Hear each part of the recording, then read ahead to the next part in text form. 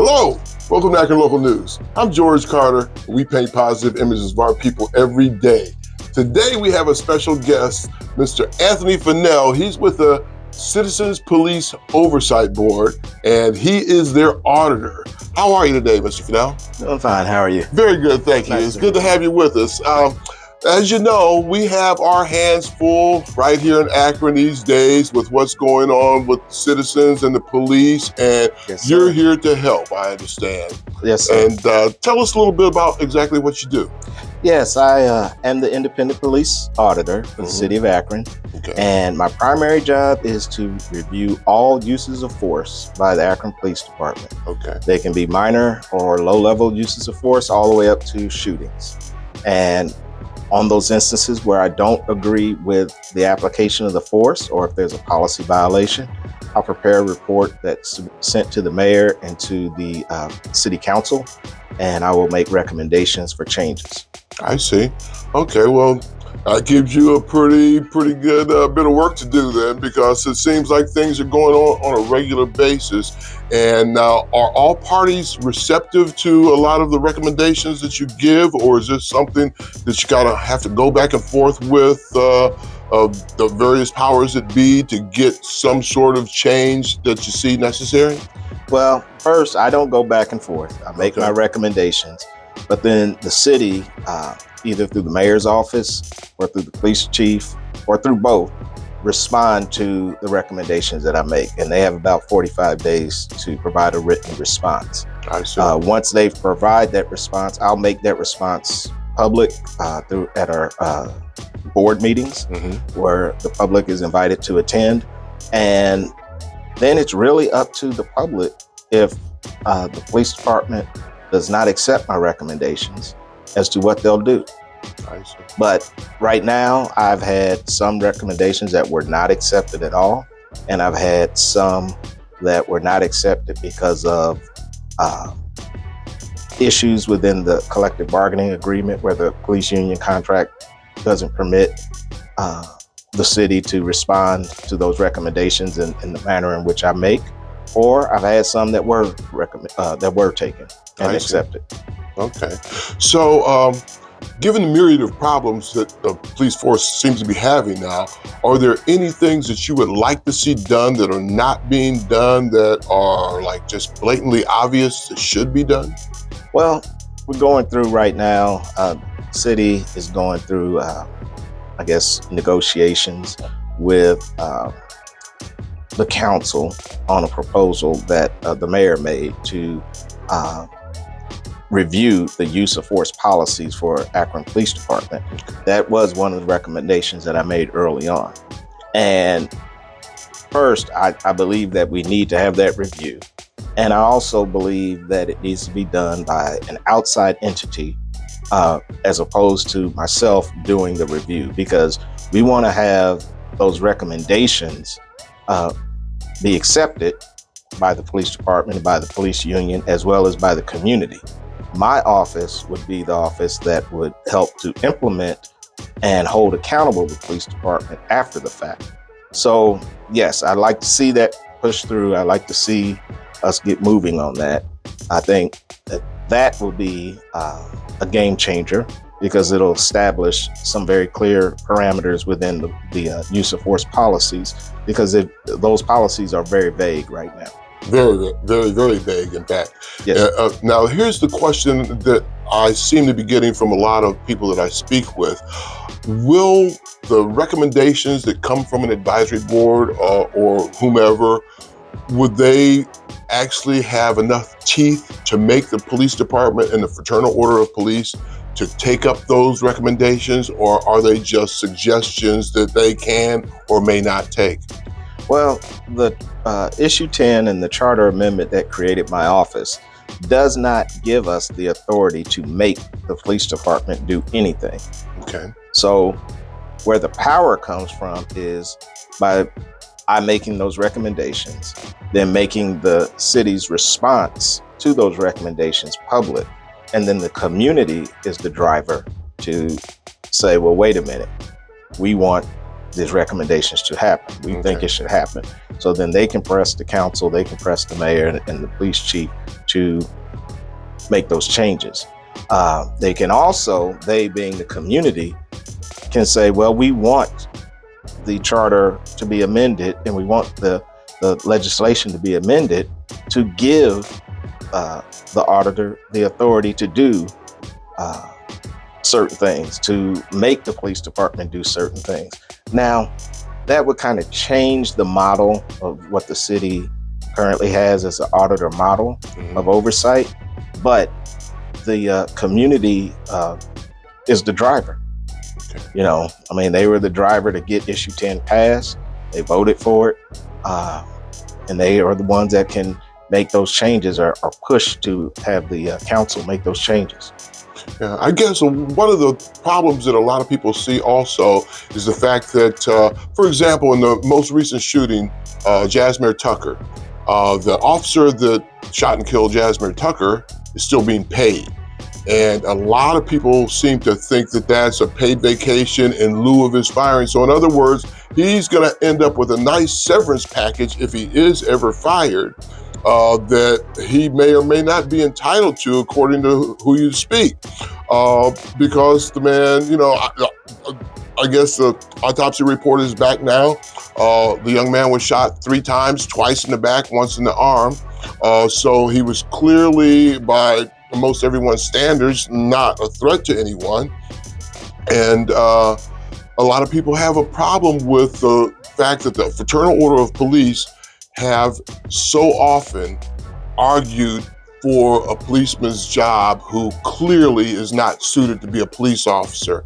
In the case of, I believe it was Officer Westfall, that shot the young man over on Britain Road on site after having a toy gun or a facsimile of a gun, whatever one would choose to call it.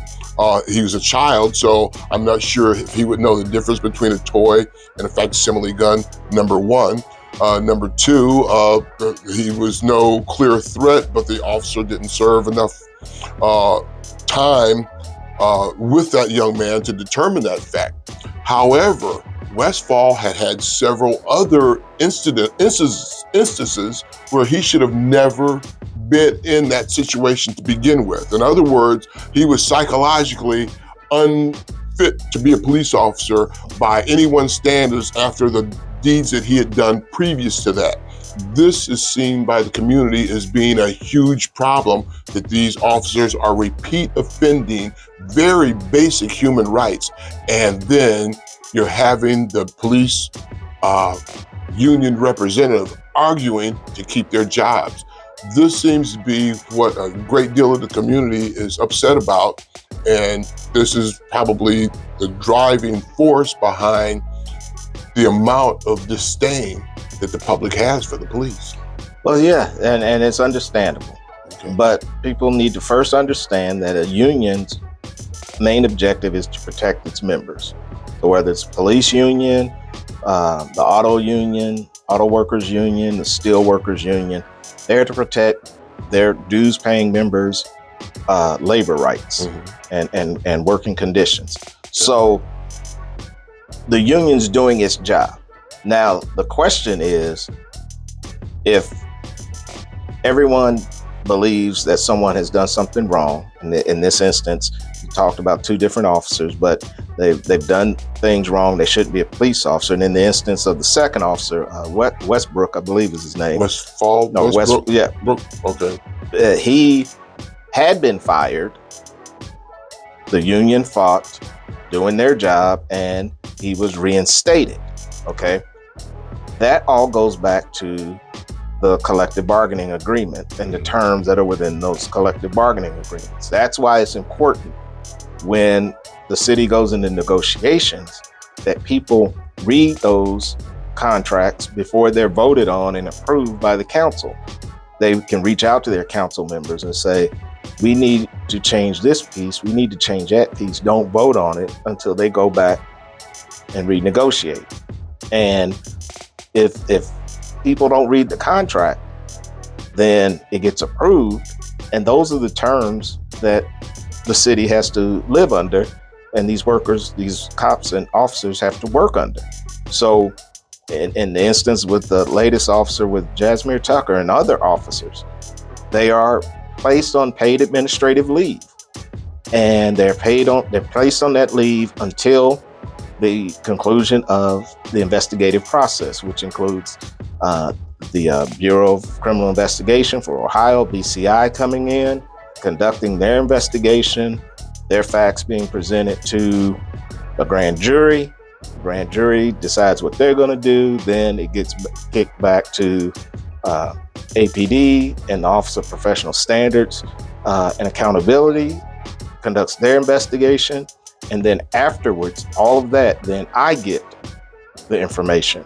But I get it after all the litigation is done. And so to put that in context, Jalen Walker happened in, was it 22? Yes, June, I believe. June of 22. I am just now getting the materials to begin my review of the investigation into that matter. That sounds a little bit like a little stonewalling's going on there. Well, the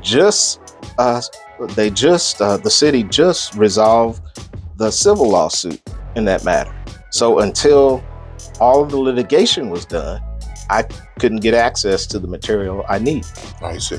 So that process could be changed, but again, it goes back to the community and their will and their desires. Yeah. So while people are upset with how things are, that is the process for which we are forced to work on. So in other words, the community, as far as the constituents of the representatives that we have down in the city council, should be hearing from everyone in the community about what actually needs to be done. So their voices need to be heard. That's a very important factor in making local politics work, is working for the people. Right. Now, some of the things that, again, seems to bother a lot of people is the fact that these officers are repeat offending, and that goes to the collective bargaining agreement. I understand the collective bargaining agreement is up for negotiation at this point. In fact, we're working under the old contract until a new contract is arrived at.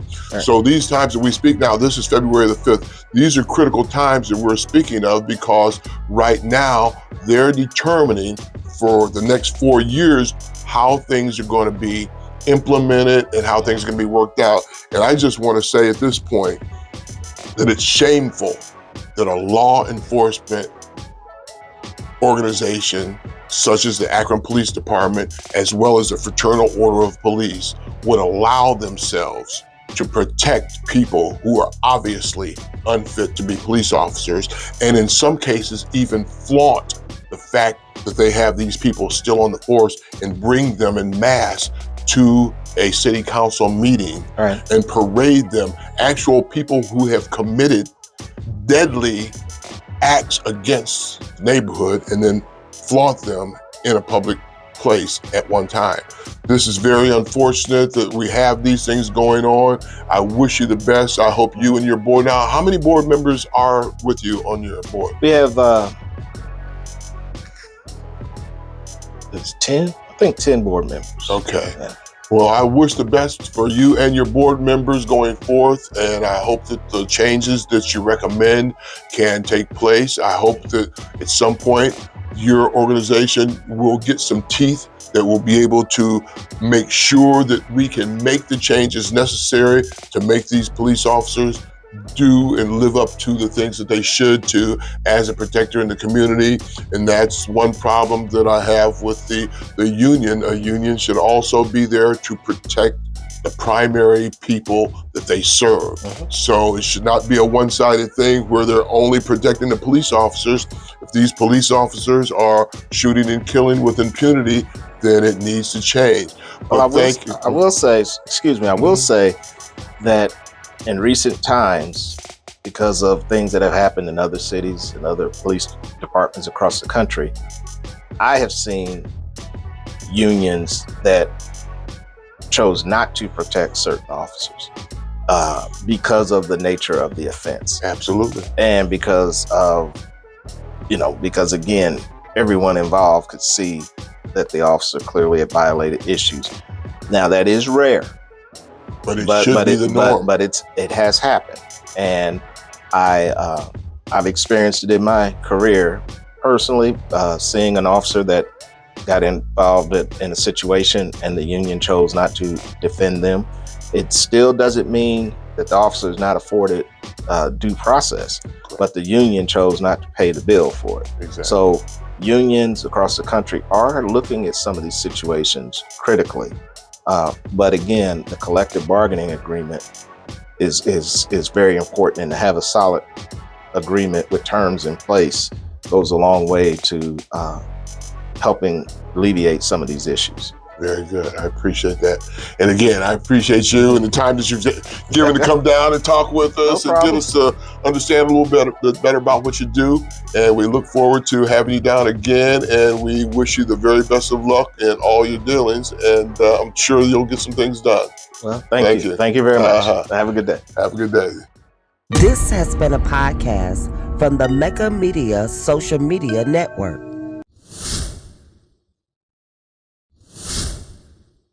Do you have an event that's coming up? Or you have a business that you would like to promote?